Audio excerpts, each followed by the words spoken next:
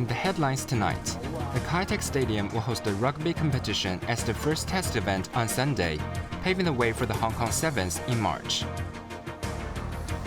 Transport authorities are considering adding a 9th station to the planned elevated mass transit railway in East Kowloon. And the MTR Corporation seeks new avenues to raise funds to improve and expand its network.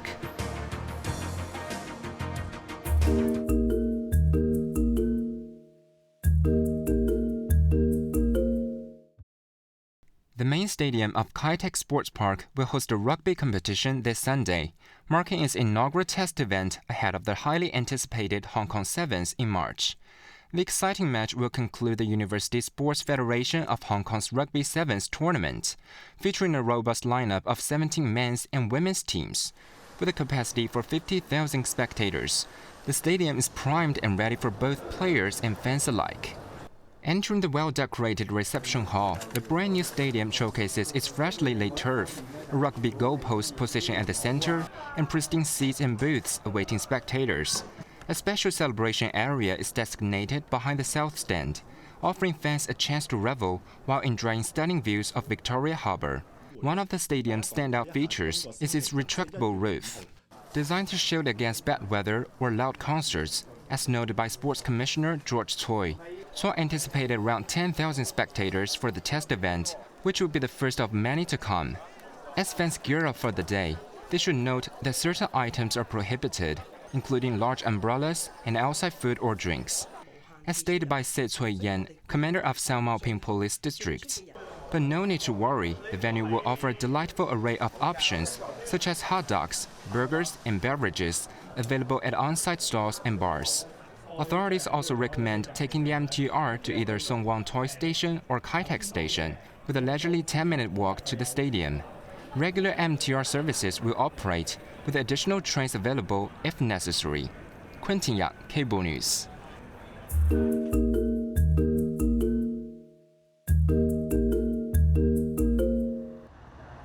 The government is considering shifting the route of the proposed elevated mass transit system in East Kowloon to include a new Lam Tin North station.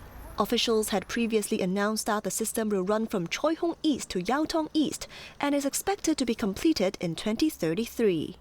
Initially planned as a 7-kilometer-long railway with 8 stations, the proposal did not cover the northern part of Lam Tin.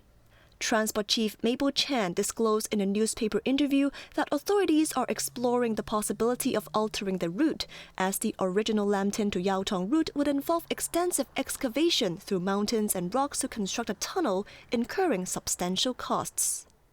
The revised route, making use of an elevated railway, could extend service to residents living in Tak Tin Estate, Heng Tin Estate, and Lam Tin Estate, she added. Currently, residents living uphill in Lam Tin usually commute to the MTR station on foot, by bus or minibus. This resident welcomes the plan, finding it convenient for her daily travels due to the long walk to the train station from her home. Another resident said paying for the new ride is the same as paying for an extra bus ride to the station, noting that it does not make a big difference to her. Chen said authorities aim to begin the bidding process next year, adding that they will explain the proposed changes to residents and concerned groups accordingly. Cheryl Yun, Cable News.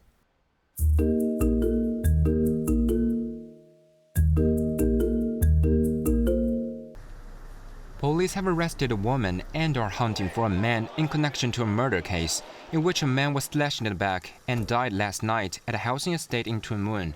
The victim, aged 33, was found lying unconscious outside the entrance of Block 7 at Po Ting Estate, with multiple deep wounds on his back.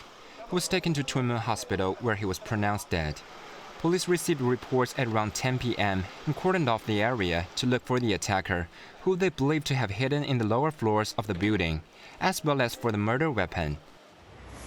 The search extended into this morning, but failed to locate the 56-year-old suspect, whose daughter had fled the scene. In connection with the investigation, a 44-year-old woman was arrested on suspicion of misleading law enforcement. Later in the afternoon, police officers stormed into a building on Sai Street, conducting a floor-by-floor sweep after receiving information that the assailant might be hiding inside, but their efforts were unsuccessful. The manhunt is still underway. According to initial findings, the fatal incident arose from a dispute between two men outside the building, allegedly over a romantic relationship. The case has been assigned to the Tuen Mun District Crime Squad for further investigation.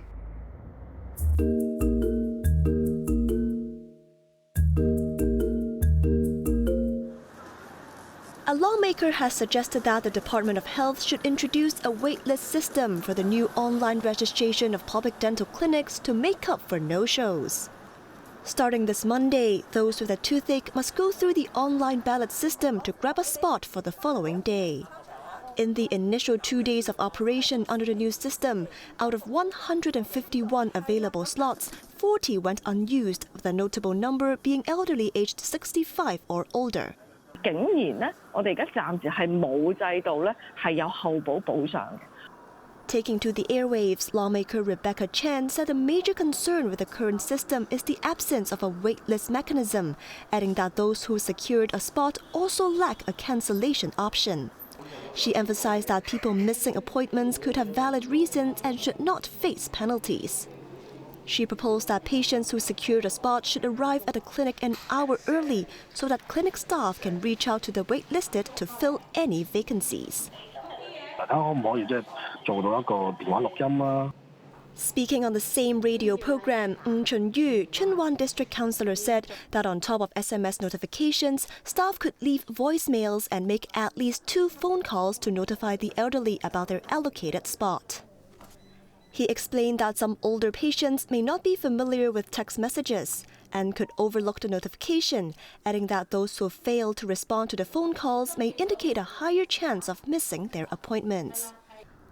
The Department of Health responded that it would continue to monitor the operation of the new system and carry out corrective measures such as adding a waitlist system. Cheryl Yun, Cable News.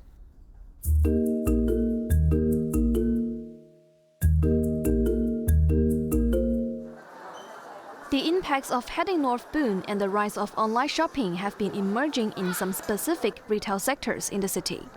Data released yesterday showed that November's total retail sales plummeted for 9 consecutive months, declining by 7.3% year-on-year. Among which, motor vehicles and parts saw a significant 34.4% drop, while furniture and fixtures plunged 20.5%. Taking to the airwaves, Legislative Council member Peter Shiu from the wholesale and retail sector noted that a prevalent trend of northbound travel for Hong Kong vehicles has triggered a surge in car repairs on the mainland, therefore impacting the local auto parts sales. He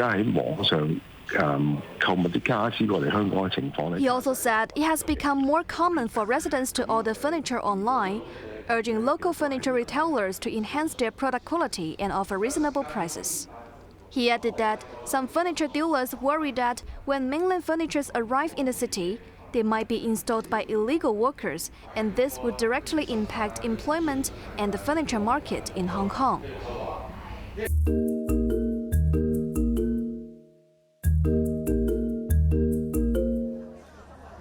Fa Hui Park in Mong Kok has temporarily turned into an outdoor farmers market for 3 days, where local produce lovers could purchase fresh vegetables and seafood.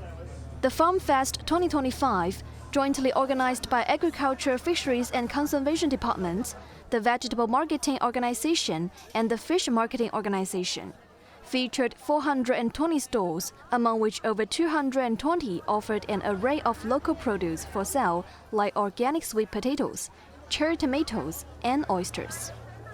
Citizens can explore an exhibition area demonstrating modern farming machinery and a smart illumination system for cultivation that could enhance crop growth efficiency and yield. Virtual reality technology is also available, allowing visitors to learn about the latest farming technology. The Farm Fest runs until Sunday and is open daily from 10 a.m. to 8 p.m. Admission is free.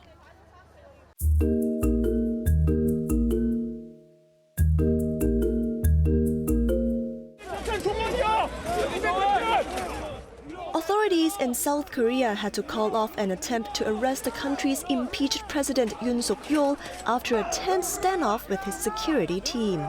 The former leader defied all efforts to detain him, and the arresting party, made up of police officers and members of the Corruption Investigation Office, had to leave empty-handed after almost 6 hours from Yoon's residence in central Seoul. Some members of the team who made it inside the house had a face-off with security officers who are still responsible for protecting Yoon. A military unit guarding the former president also joined in to protect Yoon.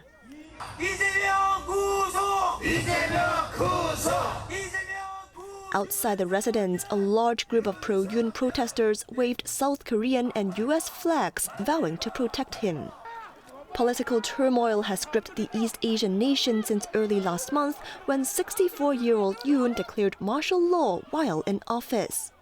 Following a vote, the South Korean parliament impeached Yoon, accusing him of rebellion. Since then, he has defied legal summons thrice and not appeared before lawmakers for questioning. Anti-corruption authorities opened investigations into the events, and a Seoul court issued separate warrants to detain Yoon and search his residence. Yoon's lawyers have challenged the warrants, which expire on Monday. Cheryl Yoon, Cable News.